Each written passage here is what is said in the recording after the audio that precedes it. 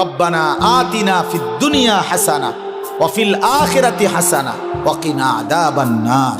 আয় আল্লাহ, আমি পুরা দুনিয়া চাই না আল্লাহ, আমি পুরা দুনিয়ার যা ইচ্ছা তাই চাই না।